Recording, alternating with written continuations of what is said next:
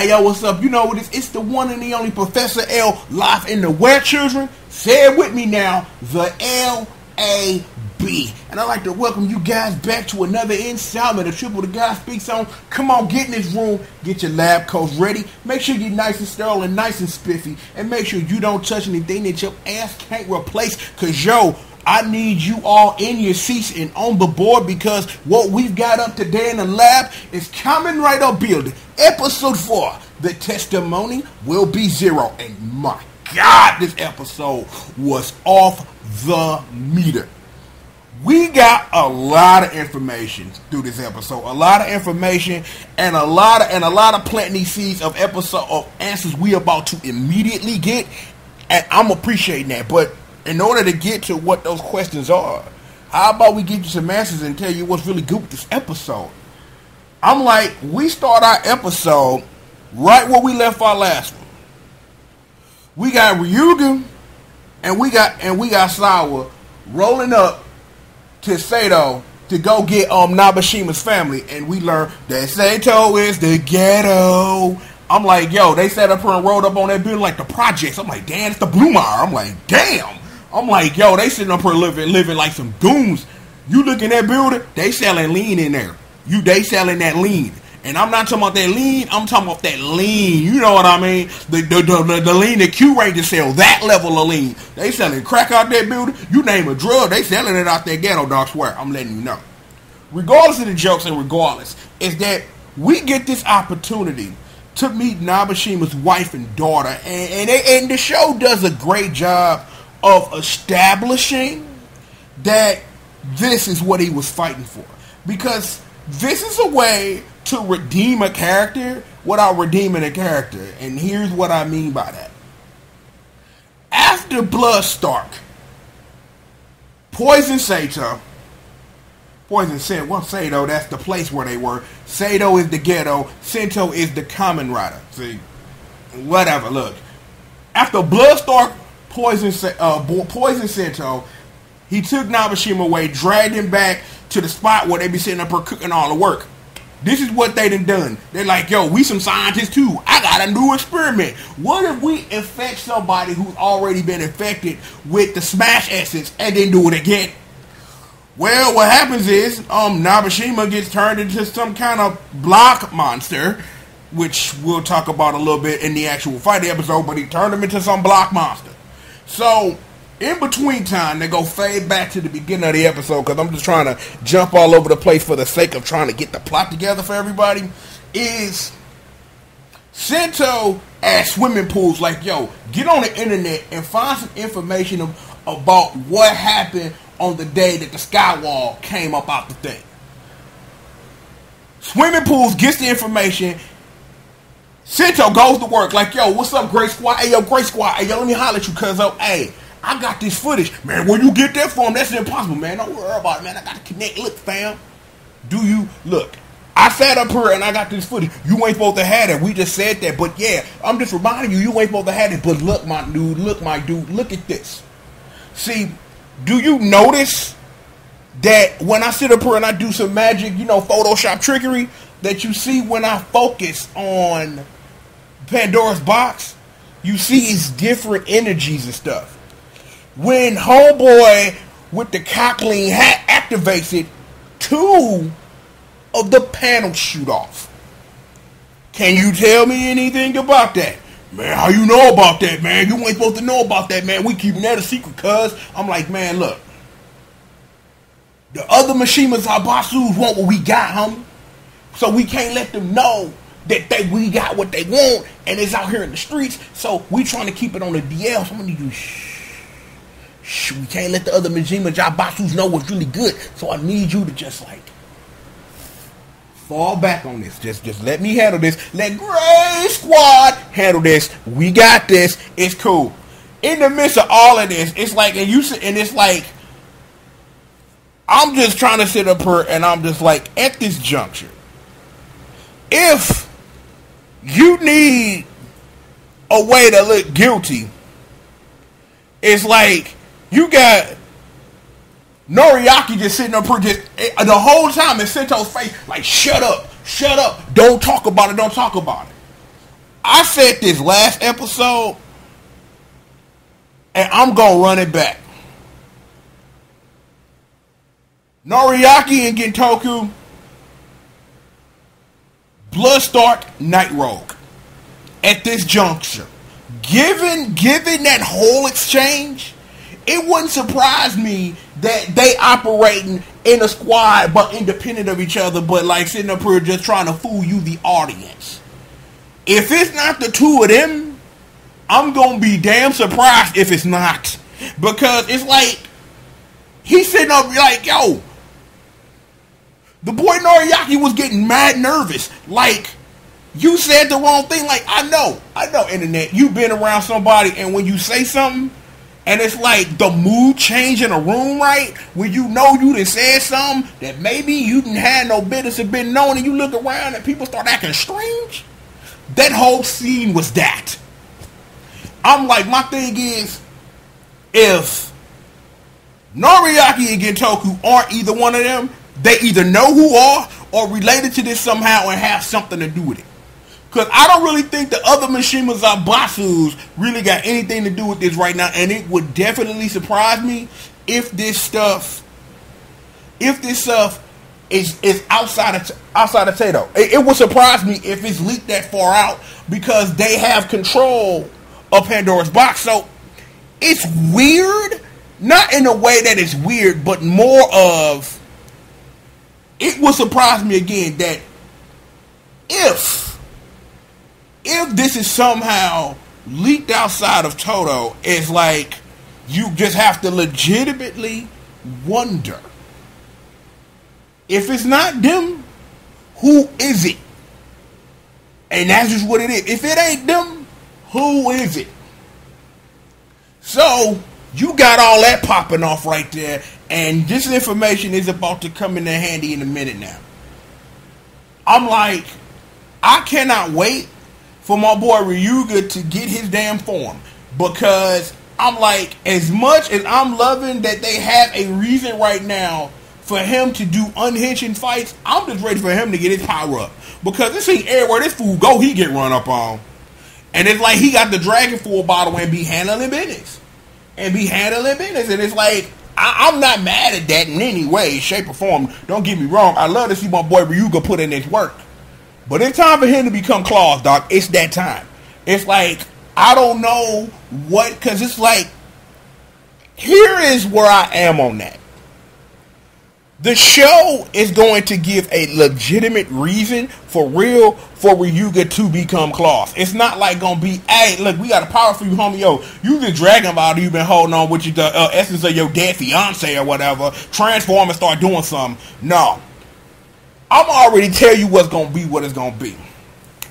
The boy Sento gonna get hemmed up real hard, right? And then the OG Soichi gonna cook up some work and be like, yo, say the homie. That's what it's gonna be.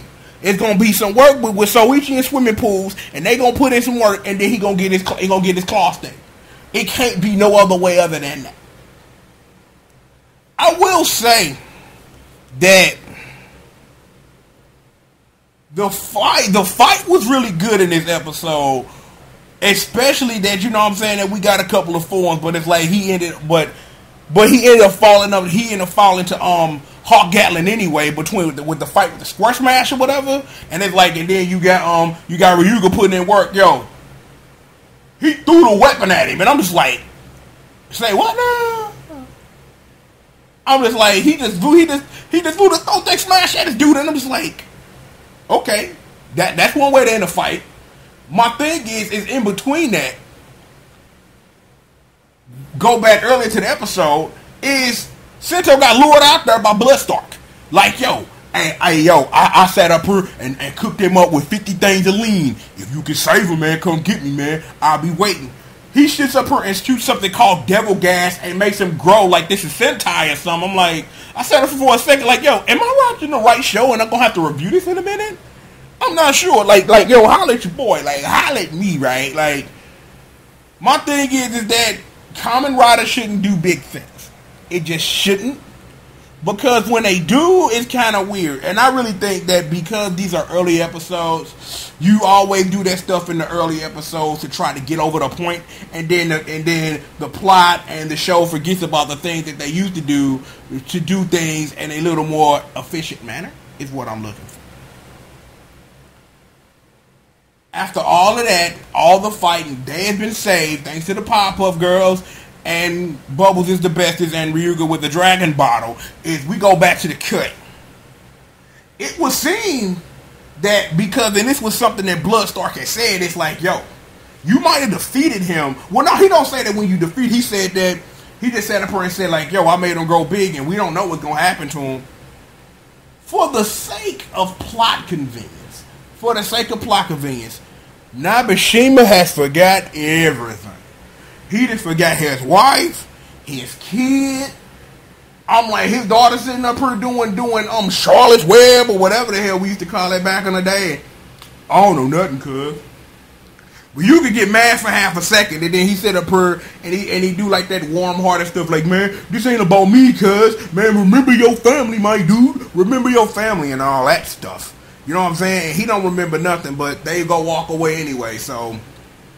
It was plot convenience that Nabeshima had asses, and just to show this like, nah, it would be too easy.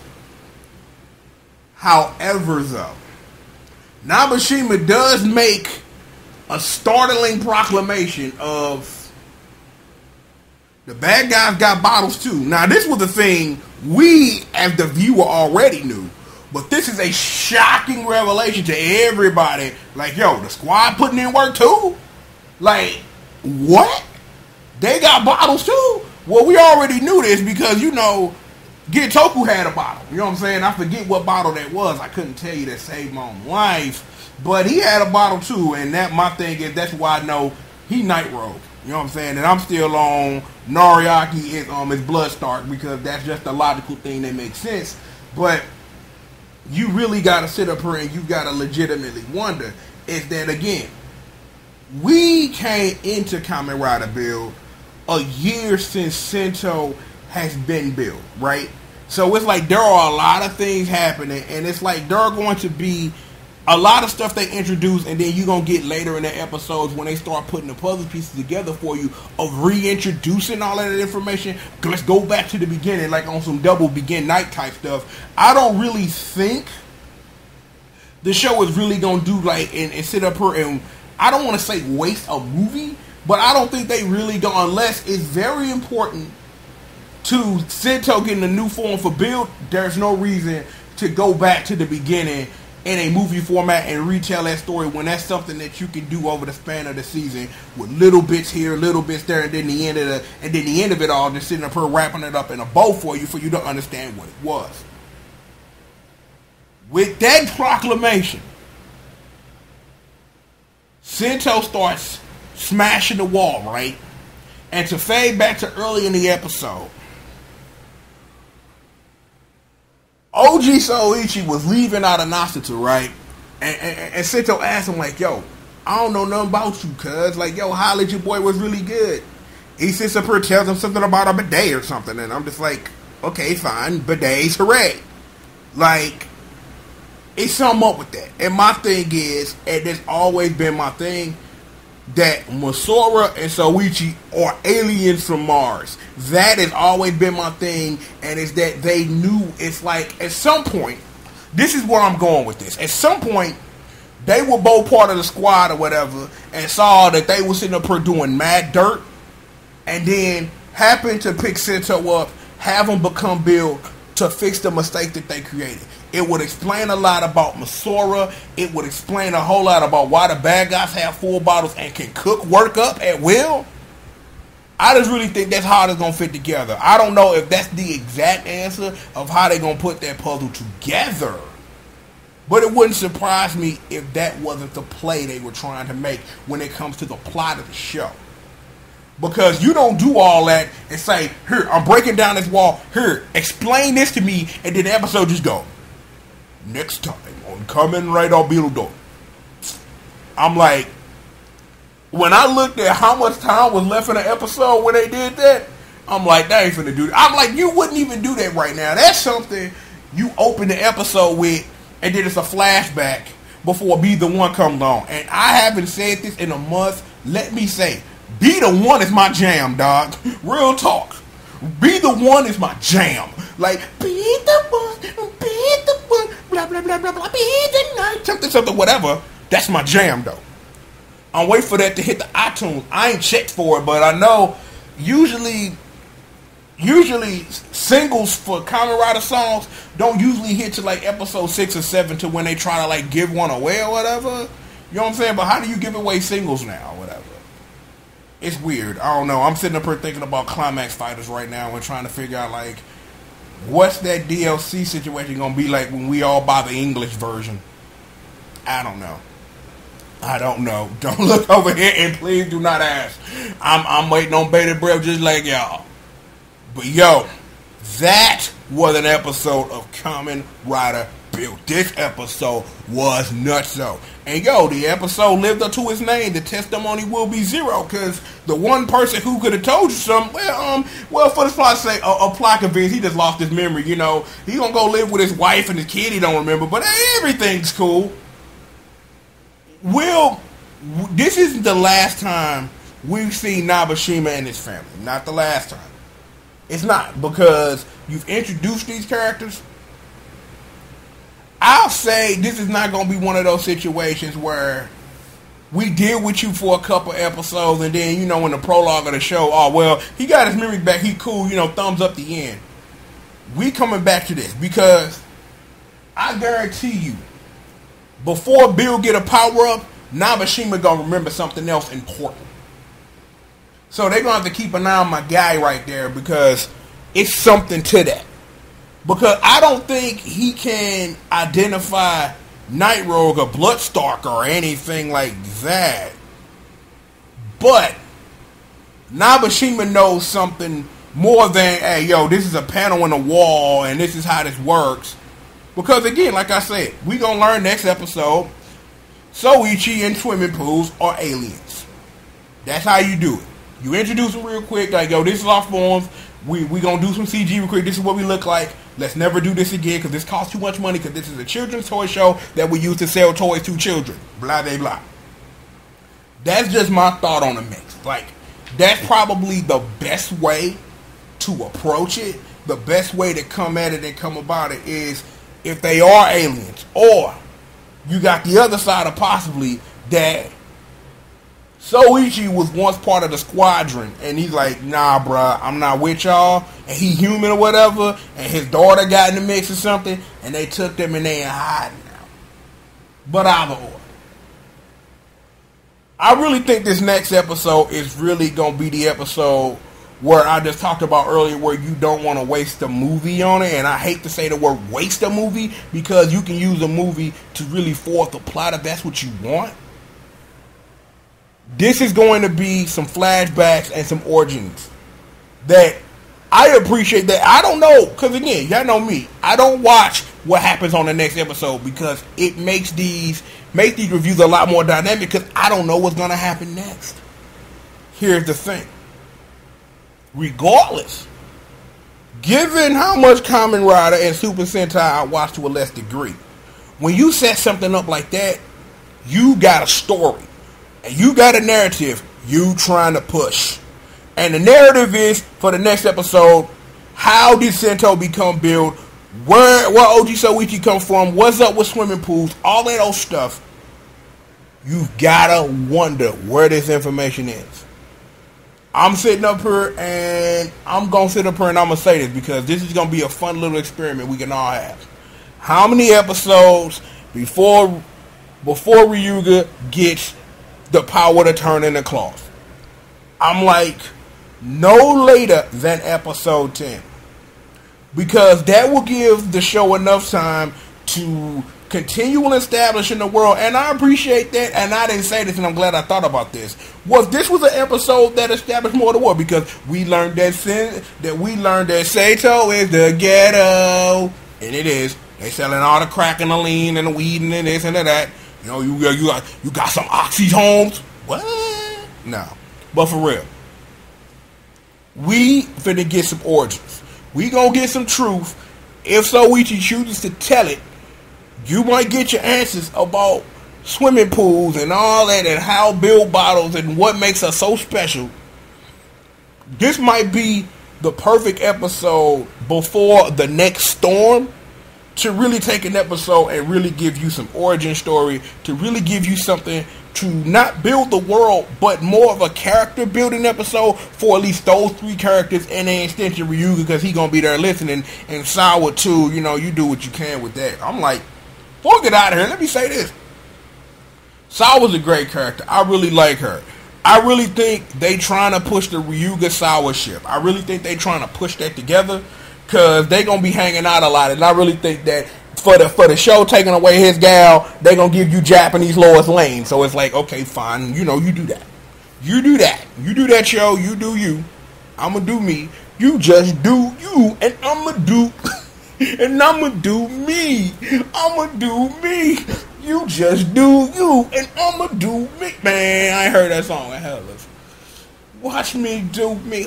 Watch me do me. Look, hold up. No. Let's not even get into that, yo. Episode 5 is gonna be interesting.